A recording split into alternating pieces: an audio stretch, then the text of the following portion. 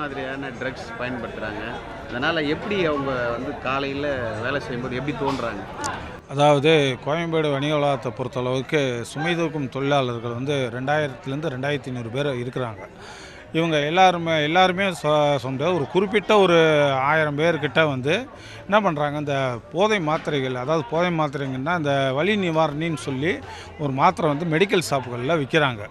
இந்த மாத்திரையை அவங்க யூஸ் பண்ணும்போது என்ன ஆகுதுன்னா, அவங்க வந்து முதுகில் வந்து மூட்டையை தூக்கியோ இல்லை தோளில் தூக்கி வச்சாலோ அவங்களால அந்த கால் வந்து கீழே வந்து நிற்காது. ரொம்ப வேகமாக போவாங்க. எதிர்க்க யார் வந்தாலும் இடித்து தள்ளிக்கிட்டு அந்த மாதிரி போவாங்க.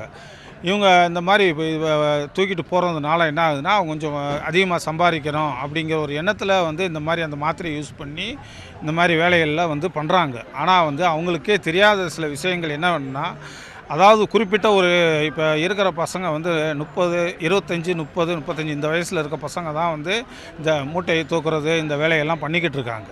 இவங்க குறிப்பிட்ட ஒரு 40, 45 வயசுக்கு மேலே வந்து இந்த நரம்பு தளர்ச்சியானது வந்து இவங்களால் வந்து அடுத்து வந்து அவங்களால எந்த ஒரு செயலுமே செய்ய முடியாது அப்படிங்கிற ஒரு நிலைமைக்கு வந்து ஆளாக்கப்படுவாங்கங்கிறத வந்து இவங்க அறியாமல் வந்து இந்த மாத்திரையை வாங்கி யூஸ் பண்ணிக்கிட்டு மூட்டை தூக்கிட்டு இருக்காங்க. இது அந்த மார்க்கெட்டில் இருக்கும் போதும் சரி, இங்கே வந்ததுக்கப்புறம் கூட அந்த மாத்திரையெல்லாம் எதுவும் கிடையாமல் இருந்துச்சு.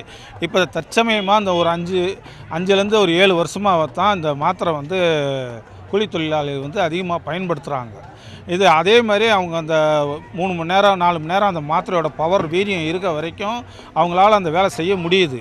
அது வீரியம் குறைஞ்சோன்னு என்ன ஆகுதுன்னா, அவங்களால ஒரு 10 கிலோ சிப்பம் கூட தூக்க முடியாத நிலைமைக்கு வந்து அவங்க டயர்டாகி உட்காந்துடுறாங்க. அதுக்கப்புறம் என்ன பண்ணுறாங்க, ஒரு 11 மணி 12 மணிக்கு மேலே போயிட்டு ஒயின் ஷாப்பில் போய் சரக்கு வாங்கி அடிக்கிறாங்க. இப்படியே வந்து அவங்களோட லைஃப் ஸ்டைல் வந்து எல்லாமே வந்து இந்த போதையிலேயே வந்து அவங்களுக்கு வந்து போயிட்டுருக்கு. இதனால் வந்து அவங்க அவங்க வந்து எல்லாருமே வந்து அதாவது அரியலூர், விருதாச்சலம் இந்த பகுதியிலேருந்து தான் வந்து இங்கே வந்து சுமை தூக்குறாங்க. இவங்க வந்து வீட்டுக்கு வந்து ஒரு அமௌண்ட்டு பணமோ ஏதோ கொடுத்து விட முடியாமல் இவங்க வந்து இதுக்கே அடிக்ட் ஆகி, இந்த போதைக்கும் இதுக்கும் அடிக்ட் ஆகி இவங்க வந்து எல்லாமே வந்து இப்படியே இது பண்ணிடுறாங்க. சரி, நம்ம இப்போ இந்த செட்டு மாத்திரை போகிறோன்னு சொல்கிறாங்கல்ல மார்க்கெட்டில். ஆமாம். அவங்க எல்லாம் எப்படி இருக்காங்க? நீங்கள் கூட ஈக்குவலாக வேலை செய்கிறாங்களா, உங்களோட அதிகமாக வேலை செய்கிறாங்க? எங்களோட அதிகமாக தான். எப்படி? இப்போ நம்ம வந்து மாத்திரை போடாமல் பார்க்குற மேலே இப்போ வந்து அவங்க வந்து மாத்திரை நான் வந்து ஒரு மூட்டை தூக்கிற இடத்துல வந்து அவங்க வந்து 3 மூட்டை தூக்கிடுவாங்க. ஏன்னா வந்து நம்ம வந்து நடந்து போவோம், ஒரே ஓட்டமாக தான் இருக்கும். ஏன்னா அந்த மாத்திரை பவர் எப்படி எத்தனை செட்டு போடுறான்னு தெரியல. ஆனால் நம்ம நார்மலாக இருக்கிறதுனால நம்ம வந்து அதிகமாக இது பண்ண முடியல, அதிகமாக சம்பாதிக்க முடியல. அவங்க வந்து சம்பாதிக்கிற குறியில் வந்து மாத்திரை வந்து அது போட்டு ஸ்பீடை வழி தெரியாமல் ஓடுறாங்க. ஆமாம். இது அதனுடைய பின்விளைவு தெரியாமல் தான். ஆமாம். அது என்னன்னு தெரியல. அது தெரியாமல் தான் வந்து சம்பாதிக்கிற ஒரு குறிக்கோள்னால மாத்திரை போட்டு சம்பாதிக்கிறாங்க. ஆமாம். உங்களோட எவ்வளோ சம்பாதிப்பாங்க கூடுதலாக? இப்போ நான் 500 சம்பாதிச்சேன்னா வந்து 1500 சம்பாதிப்பேன். ஆமாம். ஆனால் அந்த மாத்திரையோட பவர் எப்படி ஸ்பீடாக வழி தெரியாது, நடையே இருக்காது, ஒரே ஓட்டமாக தான் இருக்கும். ஆமாம். உடல் வலிக்கான மாத்திரை அப்படிங்கிறது இந்த கடையில் போய் வாங்கி போகிற பழக்கம் வந்து பரவலாக இப்போ கொஞ்சம் அதிகரிச்சுட்டே வருதுங்க.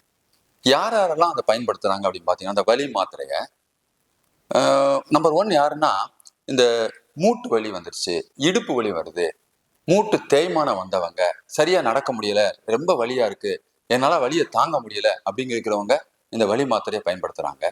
2வது யாருன்னு பாத்தீங்கன்னா, உடல் உழைப்பு, கடின உடல் உழைப்பு கொடுக்கக்கூடியவங்க, குறிப்பாக பாத்தீங்கன்னா சுமை தூக்கும் தொழிலாளிகள், ஒரு பெயிண்டர் வேலை பார்க்குறவங்க, ஒரு கொத்தனார வேலை பார்க்குறவங்க, இது மாதிரி இருக்கிறவங்க பயன்படுத்துவதற்கான வாய்ப்பு இருக்குது.